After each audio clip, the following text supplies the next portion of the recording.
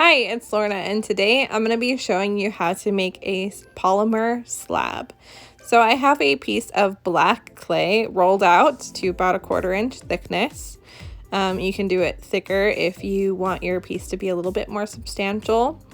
This is just for demonstration purposes, so it is kind of a reused piece of clay. That's why you see some little marks in there, little pieces of pink. No big deal. I can cover those with what I'm going to do next. So I have some colors that I want to use for the topping on top of this slab. So a slab is a really great thing if you're going to be making earrings or lots of beads or an earring and necklace set, and you want it all to match. So you can make a slab with a similar color pattern or design on it and then just cut different pieces out of that same slab. So it's almost like making a piece of paper and then cutting it up for different things. So you really want to condition your clay, and to condition it, you can just rub it between your hands until it's soft. You want it to be really soft for this, and you may need to condition it multiple times if you work slowly. Another thing that you can do if you want a little bit more time working with your clay before it gets hard is that you can mix it with a little bit of liquid polymer or liquid clay, and you can get it to the consistency of acrylic paint and actually paint with it, or you can just use it to make your clay a little bit softer. So if you're using something like a Fimo, you definitely want to add some liquid clay. Sculpey tends to be a little bit softer. This pink, you can just smush between your fingers. This is an off-brand polymer. I have no idea what brand it is, but it's quite good for this tutorial. So again, if your clay is really hard, mix it with some liquid Sculpey. If it is on the softer side, then you can go ahead and just condition it, warm it up in between your fingers. So what I'm going to do is I'm going to roll out a piece of clay that's about the size of a grain of rice. And then I'm going to place that onto my slab. And I'm just using the end of a paintbrush, but you can use a lot of different tools, anything that has a rounded end. And I'm just going to push and drag. Just gentle pressure. I want to push the clay into the black, but I don't want to push all the way through. So I'm just pushing with the end of my paintbrush, and then I'm dragging. And I'll show you that a bunch more times in this tutorial. So this texture is really fun because it reminds me of paint, and how if you use a palette knife and you just scrape up some paint and put it on your canvas, how it has these really deep centers and built up edges, and it just looks really cool.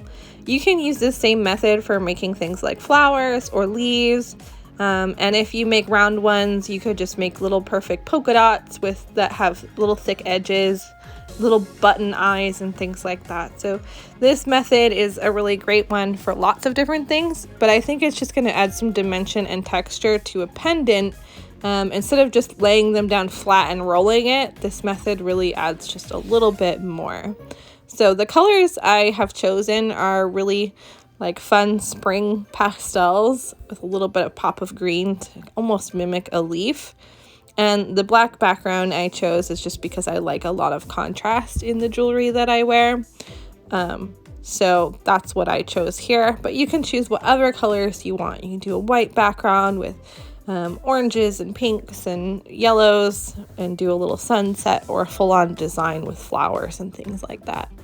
But this is just to show that method. So I'm going to do a round one here and show you what that looks like. Now I could just take the tool, and so you can see there's different shapes. So if you use different tools, you can get different shapes when you push and drag. So you can use things that are square or round or pointy, and just experiment with it and see what you like, and maybe do a mix of all of them. That could be kind of fun. So the little round one, if you roll it just into a little ball and you push directly in the center, it will give you a perfect polka dot, but if you pull and drag, it'll give you just a more rounded version of what we're doing. If you do one round piece, I recommend doing multiple, because otherwise it will look like a mistake. So I would repeat the shape throughout your piece. Otherwise, if you only have one of one particular shape, it will look like a mistake. So if you have one square and 50 triangles, that square is going to look really out of place. So if you add a few more squares that repeat in your pattern, it'll make a lot more sense and it won't look like, oops, I put a square on there. So I'm just going to continue this until I have as many pieces as I want.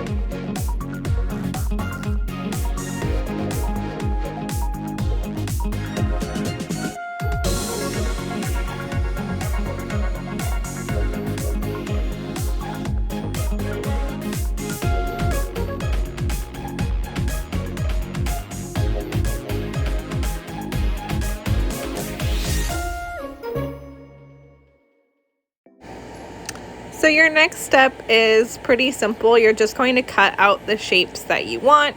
You can cut any shape. You can cut ovals, circles, you can use cookie cutters, or you can use a knife. I'm just going to cut out a triangle and some little circles with my cookie cutter. And then I'm going to poke some holes for hanging. Remember to do that step. It's very important if you're making jewelry, is you want to make sure that there are holes for the jump rings to go through.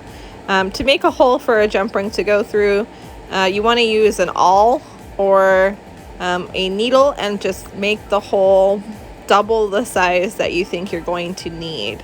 So if you have a jump ring, you can measure that size and double it for your polymer. Because the polymer will shrink slightly in the oven, you want to make sure that it is a big enough hole. If you don't make a big enough hole or you forget to make a hole, you can use a hand drill and make a hole. So all is not lost if you forget that step. Some people prefer to drill the holes afterwards because you can get a little bit of a cleaner look and you don't risk stretching out your polymer. I like to do it beforehand because I find that sometimes I crack the polymer with the hand drill, or it can get a little bit broken around the hole, which is not good either. So whatever way you prefer, you should do it that way. You could also put in an eye pin and bake it with the eye pin directly in it and use that to attach your jump rings or findings. So I hope you enjoyed this tutorial and that you experiment with polymer slab making, or that you try this one out. If you do, let us know. Show us on our Instagram page at WA_mixed. We would love to see it. If you like this video, please like and subscribe. If you want to see when we have new videos, go ahead and hit the notification bell and it will notify you when new videos are available. Thank you so much for watching and have a wonderful day. Thank you.